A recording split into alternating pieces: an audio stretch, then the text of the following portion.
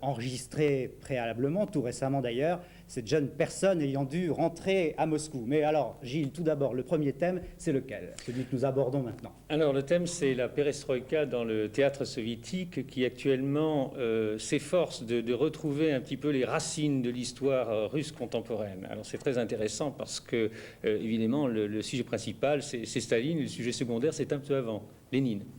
Le premier reportage, donc, de Gilles Dujonché maintenant.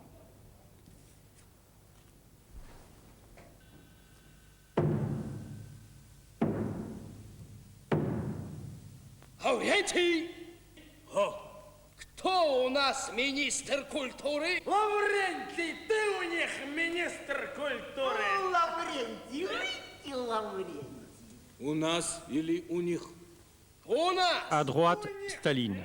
À gauche, Beria, l'homme des basses œuvres. Не знаю. Qui est ministre de la Culture demande Staline. Facile à savoir, répond Beria. Si on interdit le spectacle, c'est un des nôtres.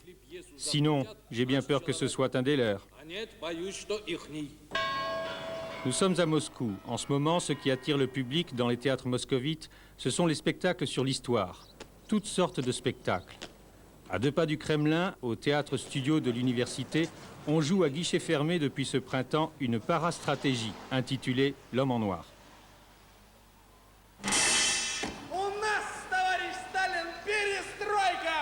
Perestroïka, le mot est lâché. Une pièce comme ça aurait pu être jouée après le rapport Khrouchtchev en 1956, mais on l'empêchait. La perestroïka est en route, j'y crois. Et de tels spectacles, même s'ils font un peu cirque, ces pièces mettant en scène les dictateurs, vont se perfectionner. Et ainsi, on parlera de notre passé, pas seulement dans les couloirs, pas seulement dans les revues spécialisées, pour comprendre ce qu'est notre âme, notre histoire.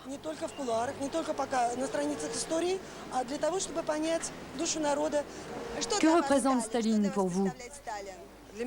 C'est mon enfance, c'est l'histoire de notre pays. À l'époque, on croyait à tout. Il était vraiment comme un dieu. Il y a 2 ans, vous auriez imaginé qu'on donne un tel spectacle?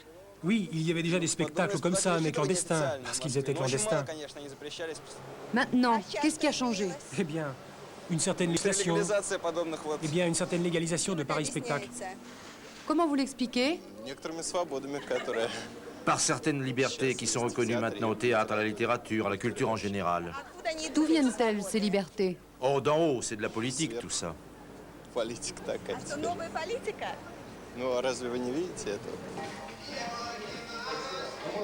L'homme en noir est une satire. Plus sérieux avec Sacha Bouravski, 35 ans. Lui, il écrit des tragédies. Il y a 3 ans, sa pièce intitulée Parle a fait sensation au théâtre Yermolova. Elle est considérée comme la toute première à avoir illustré l'ère de la transparence inaugurée par Gorbatchev.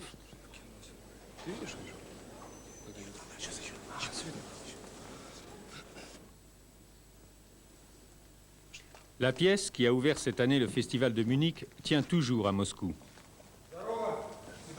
L'ombre de Staline plane sur toute l'action qui se déroule dans les campagnes russes au début des années 50. Dans les villages, les vraies autorités sont en fait les représentants régionaux du parti. Ils exigent des kolkhosiens non seulement d'atteindre les objectifs du plan, mais aussi toujours plus, selon le principe de l'émulation socialiste.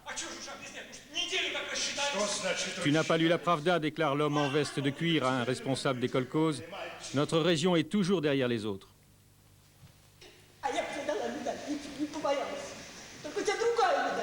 Toute la production paysanne est donc réquisitionnée, au détriment même des semences pour la récolte suivante.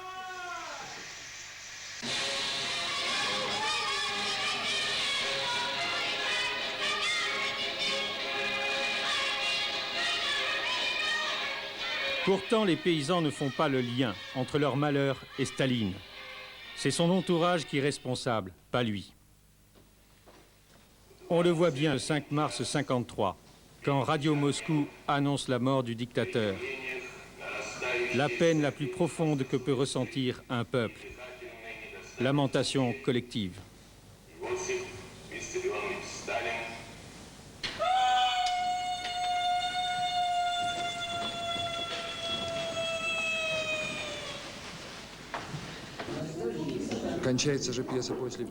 La pièce se termine 2 ans après la mort de Staline. Les esprits ont évolué et l'un des héros supplie une paysanne. Maintenant qu'on peut dire ce que l'on pense, raconte ce qu'a été ta vie. Mais la femme n'ose pas, elle se tait. La pièce n'est donc pas seulement sur les années noires, mais sur les scories de la maladie stalinienne. Après la mort du dictateur, la peur ancrée chez les gens. Nous sommes ici à la cafétéria de l'Union des artistes de théâtre à Moscou. On reproche parfois aux jeunes théâtres soviétiques d'écrire surtout des pièces documentaires. Et il est vrai que Bouravski fait continuellement appel à l'histoire. En témoignent ses autres pièces, l'an 2 de la liberté, évocation de la terreur sur la Révolution française, ou sa dernière œuvre, Le Pavillon, qui raconte le temps où les peintres non officiels étaient inquiétés en Union soviétique. Quand j'écris sur les années 50, ou bien sur la Révolution française au XVIIIe siècle, j'évoque en fait les problèmes d'aujourd'hui en URSS.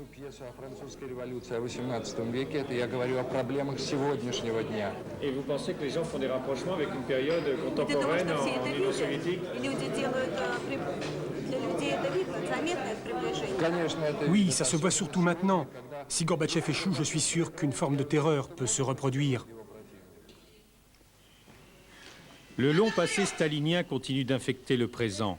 Staline, c'était surtout une machine servie par des millions de petits chefs et d'indiques. En 1956, au 20e congrès, ce que Khrouchtchev avait dénoncé en lui, c'était le culte de la personnalité.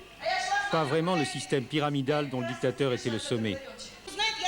Beaucoup de dramaturges soviétiques pensent que leur propre avenir passe par cette investigation du système bureaucrato-stalinien, parce qu'ils y sont encore confrontés. La pièce de Bouravski, par exemple, que les spectateurs applaudissent dès l'entracte, savent-ils qu'ils la doivent à Boris Yeltsin? Boris Yeltsin, l'enfant terrible de la perestroïka. On le voit ici au début de ce mois conspué à la dernière conférence du parti, sous les yeux de ce même public. C'est Yeltsin, quand il avait les faveurs du Kremlin, qui a sauvé la pièce de Bouravski des censeurs du ministère de la Culture il y a 3 ans. On avait commencé les répétitions, mais le ministère de la Culture refusait toujours de donner son feu vert au spectacle. C'était en 85. Mais un jour, Yeltsin, à l'époque membre du bureau politique, est venu en catimini assister à une répétition générale. Il a aimé. Et le jour même, virage à 180 degrés des fonctionnaires de la Culture qui m'ont adressé leurs félicitations et autorisé le spectacle. Question. Peut-on véritablement étancher la soif des soviétiques de voir remplir aujourd'hui les pages blanches de leur histoire sans remonter pratiquement aux sources?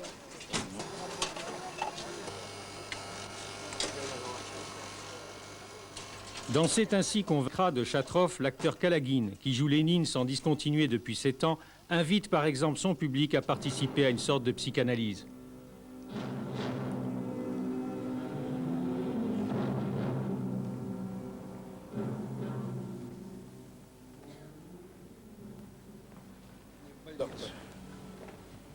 Доктор, товарищ Вейсбрат, это конец. 1918. Lénine a été victime d'un attentat. Il est blessé. Il est en même temps déjà malade, et c'est la guerre civile. Lénine est déchiré. Il sent que la vie le quitte et il a encore tant de choses à régler.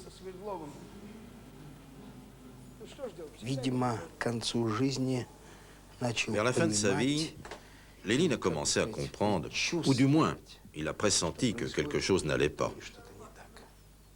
Et c'est ce pressentiment d'un malheur qui enfle que tout pourrait être déformé, prendre un autre chemin que celui qu'il avait prévu et souhaité. C'est ce sombre pressentiment, donc, qui donne à la pièce et au personnage une dimension véritablement tragique.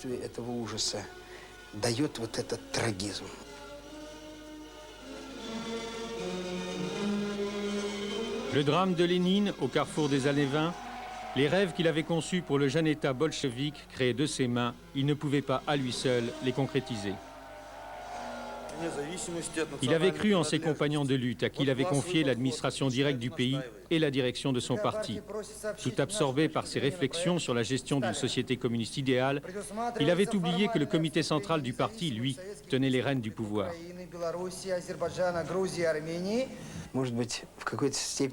Peut-être a-t-il en partie pris conscience qu'il n'avait pas tenu compte tout simplement de l'élément humain. Vous savez, Parfois, vous savez, parfois, il arrive que l'on ait des idées magnifiques, que le chemin est clair, le but évident, que tout est superbe. Mais il s'avère que les gens ne sont pas encore transformés. Ils ont gardé tous leurs défauts, leurs plaies, leurs jalousies, toutes sortes de déformations, et c'est à eux que l'on va passer le relais. Ce n'est pas pour rien qu'on dit à Lénine, vous êtes un idéaliste, un romantique.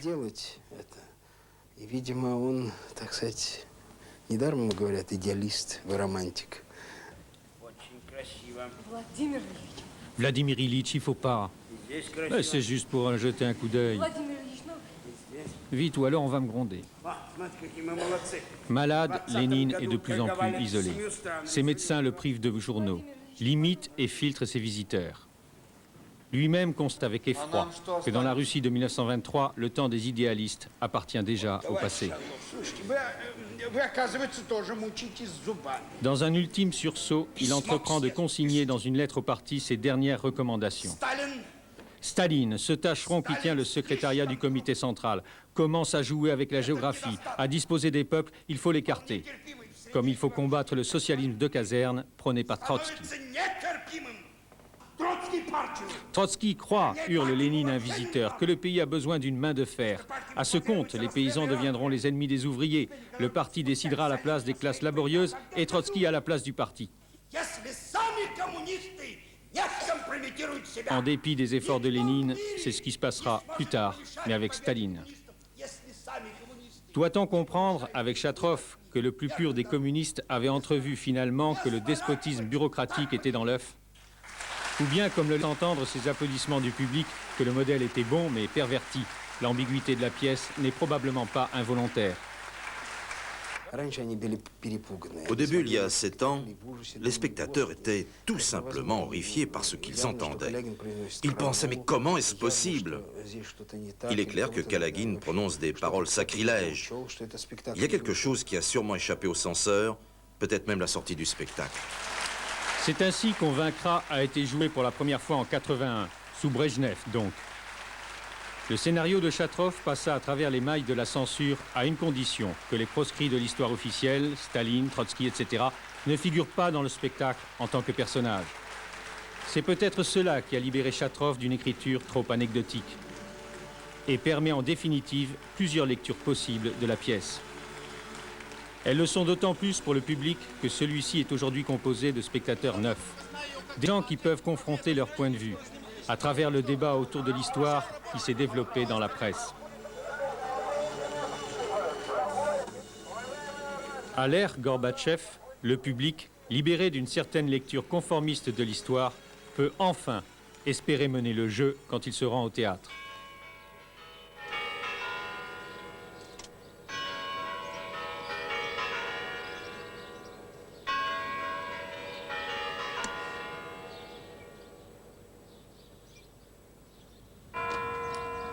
Pour le théâtre, déjà, rien ne sera plus tout à fait comme avant. Même si on est encore loin, très loin, d'oser s'attaquer aux fondations du temple.